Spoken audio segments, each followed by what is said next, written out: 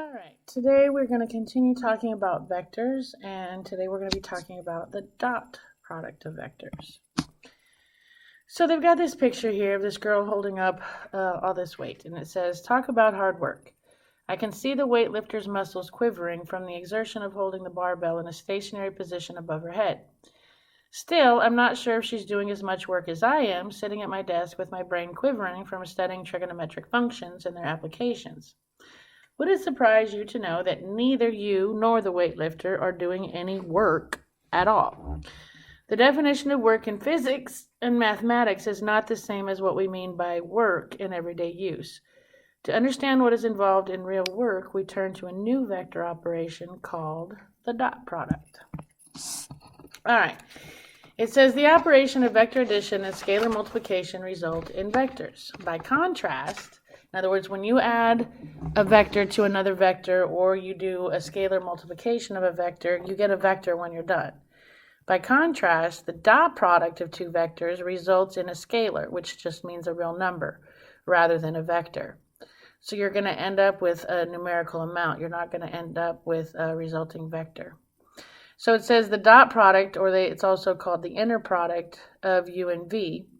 If u has vector coordinates u1, u2, and v has vector coordinates v1, v2, then if you take u times v, you take u1 times v1 plus u2 times v2.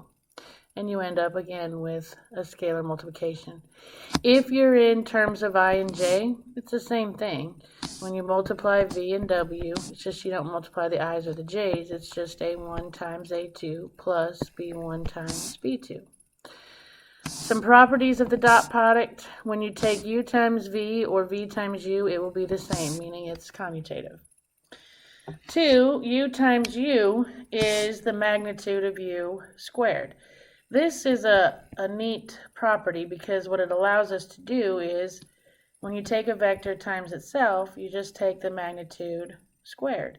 So in other words, if you were trying to find the magnitude squared, you could square root that and get u, the magnitude of u, would just be the square root of u times u. We're going to use that one a lot.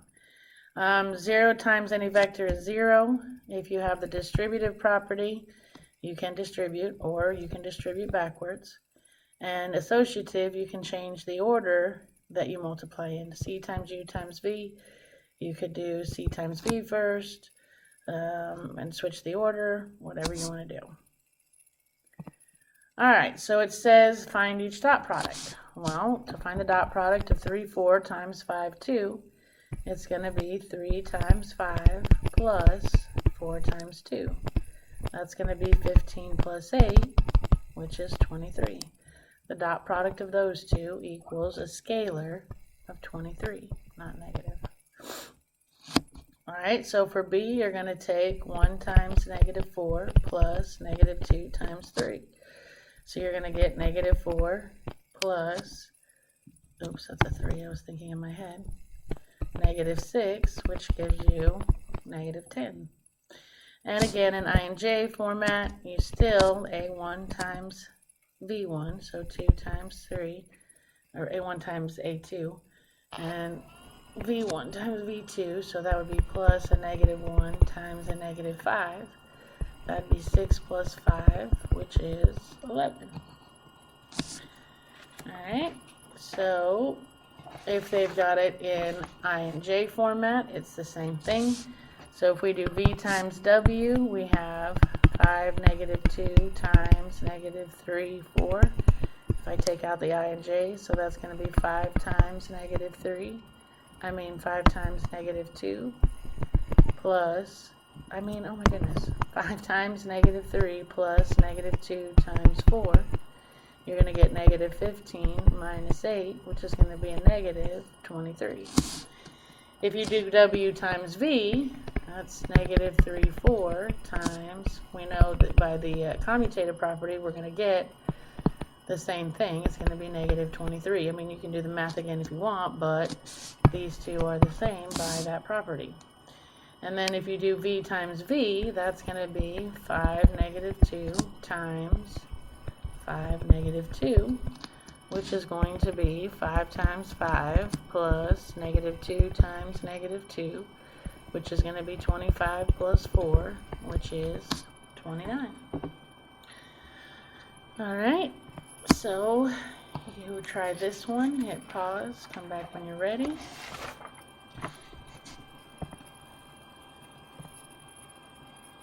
And hopefully you got -13. You know that these two are out because there's no way you multiply two vectors and get another vector. When you multiply two vectors, you get a scalar quantity, a constant. So you would do 1 times -3 plus -10 times 1. That's -3 plus -10, which is -13. Alright, so now, oh, there's another one. Sorry. Hit pause, come back when you're ready.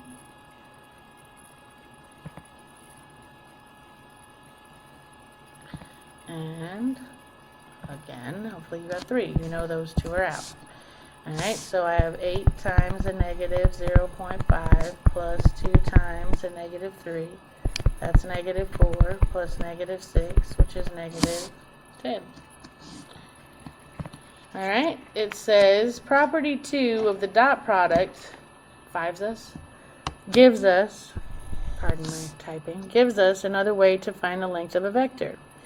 Alright, so they say if you take u times u, you get the magnitude of u squared. So if you're just looking for the magnitude of u, if I take the square root and the square root, I get the magnitude of u equals the square root of u times u. So it says use the dot product to find the length. When they say length, they want magnitude. Well, the magnitude of u, another way to find it, if you have the coordinates of u, is just to take the square root of u times u, which would be the square root of 4 times 4 plus -3 times -3, which would be the square root of 16 plus 9, which is the square root of 25, which is just 5. The magnitude of u is 5. Yeah? Which, our old way, you know, if you wanted to find the magnitude of u, it was the square root of a squared plus b squared. Well, that's exactly what you end up doing. 4 times 4 is your a squared. B times b is your b squared. And there you go. It's just an alternative way to figure out your magnitude. Alright, so you try this one, hit pause, come back when you're ready. And hopefully you got the square root of 37. So if I want the magnitude of v, it's going to be the square root of v times v, which gives me the square root of 36 plus 1, which gives me the square root of 37, which can't be simplified, so there you go. Alright, finding the angle between two vectors. It says the law of cosines can be used to derive another formula for the dot product. This formula will give us a way to find the angle between two vectors. It says if theta is the angle between two non-zero vectors, so let's say that you had, I don't know, a vector doing this, and you had a vector doing, I don't know, that. So if you were looking for this theta, which would be the angle between two vectors, you take this formula and you'd say the cosine of theta equals vector u times vector v divided by the magnitude of u times the magnitude of v. And then to get theta alone, you would arc cosine each side, and that gives you theta equals the arc cosine of that mess. An alternative formula, you could also say that, and all they did was get this alone. So to get this alone, they multiplied both sides by the magnitude of u and the magnitude of v, and got v times w equals the magnitude of v times the magnitude of v times cosine theta. I don't bother with this one, I just always use that one. Alright, so it says find the angle between vectors u and v. Well, if I use my formula over here and say that cosine theta is going to equal 2,3 times -2,5 over the magnitude of u times the magnitude of v. So, over here to the side, if I find the magnitude of u, That's going to be the square root of 2 squared plus 3 squared, which is going to be the square root of 13. And if I find the magnitude of v, that's going to be the square root of negative 2 squared plus 5 squared is the square root of 29. So on top, cosine theta equals 2 times negative 2 plus 3 times 5 over the square root of 13 times the square root of 29. That gives me cosine theta equals negative 4 plus 15, which is going to be 11, over the square root of 377. Don't bother simplifying it. And now to get theta, I'm going to arc cosine both sides, and I get theta equals 55.5 degrees. Alright, let's try another one. Alright, so I'm going to say, I'm going to have to figure out the magnitude of u is going to be the square root of 2 squared plus 1 squared, which is the square root of 5. And the magnitude of v is going to be the square root of negative 1 squared plus negative 3 squared, which is the square root of 10. So if I set up my formula, cosine of theta is going to be 2 times negative 1 plus 1 times negative 3 over the square root of 5 times the square root of 10. That is going to give me cosine theta equals negative 2 plus negative 3, which is going to be negative 5 over the square root of 50. So now to get theta alone, I'm going to arc cosine both sides, and I get theta equals 135 degrees. Okie dokie. Alright, and then they're going to give it to you in I and J form. Same thing. There's your vector 3, negative 3i, negative 2j, and there's your vector negative 1i plus 4j, and they want the angle in between it. So if I figure out the magnitude of v, I'm going to have the square root of 3 squared plus negative 2 squared, which is the square root of 13, and the magnitude of w is the square root of negative 1 squared plus 4 squared, which gives me the square root of 17. So cosine theta equals 3 times negative 1 plus negative 2 times 4 over the square root of 13 times the square root of 17. Excuse me. That gives me cosine theta equals, that's negative 3 minus 8 is negative 11 over the square root of 221. And to get theta alone, I'm going to arc cosine, and I get theta equals 137.73 degrees. Alright, you try one, hit pause, come back when you're ready. Hopefully you got 34.9 degrees. If I figure out the magnitude of u, that is going to be the square root of negative 9 squared plus 1 squared is the square root of 82. The magnitude of v is going to be the square root of negative 8 squared plus 7 squared, which is the square root of 113. So cosine theta equals negative 9 times negative 8 plus 1 times 7 over the square root of 82 times the square root of 113. That gives me 56 plus 7, 56, almost 72, plus 7, which gives me 79 over the square root of 9,266. And to get theta alone, I'm going to arc cosine both sides, and theta equals 34.8457. How they got 9, I'm not really sure, because I didn't round anything, but the closest one is 34.9. Okay, try this one, hit pause, come back when you're ready. And hopefully you got 108.4. Alright, so they gave me this vector, let's call it vector v, is at 1, 5.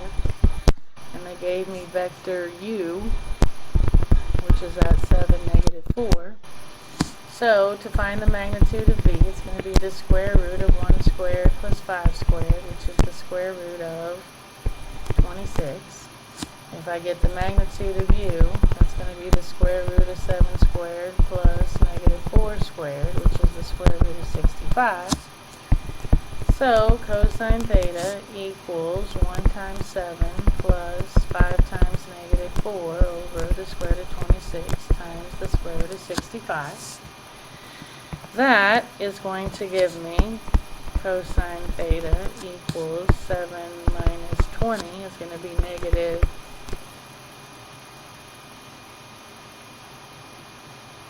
Wait, what did I do? Oh, I'm up here. Never mind. So square root of negative 13 over the square root of 1,690. So now to get theta alone, I'm going to arc cosine both sides, and I get theta equals 108.4 degrees. Okay. Alright, try this one, hit pause, come back when you're ready. My suggestion to you is that you do not type in that square root of 7 until the very end, for rounding reasons.